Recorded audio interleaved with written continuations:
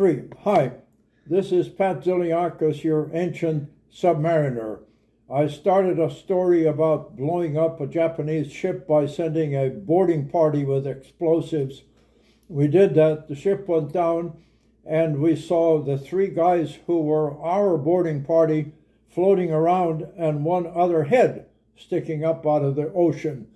We picked up all 4, and the 4th one turned out to be Lieutenant Commander Sushitawa of the Imperial Japanese Navy.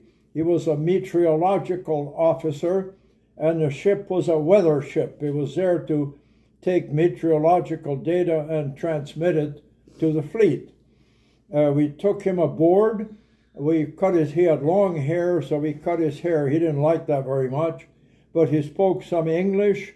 We cleaned him up. We gave him some food, and then we arranged for him sleeping quarters in the ammunition magazine, which was empty of ammunition and which was right below the crew's mess. We left the door open to it, and the crew members could look down and see him. They exchanged a little conversation with him and kind of got to know him. And after a while, they petitioned the captain to let him come out of there and live in one of the torpedo rooms under the supervision of the guy who was on watch in the torpedo room. The captain agreed, and he was moved to the after torpedo room. He turned out to be a very nice guy. He spoke some English.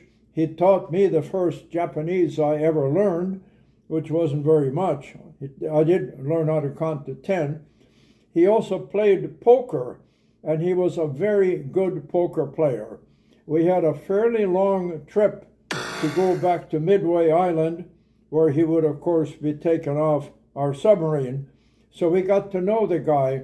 He became very popular. Everybody, including the officers, the captain, liked Sushitawa. There was nothing about him not to like. He was just caught up in the war like the rest of us were.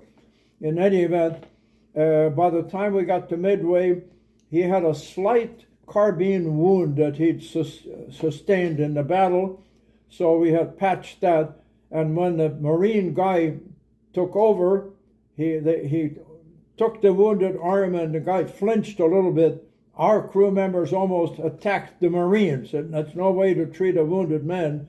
So that spoke to his popularity. He left us, and I've never heard from him again.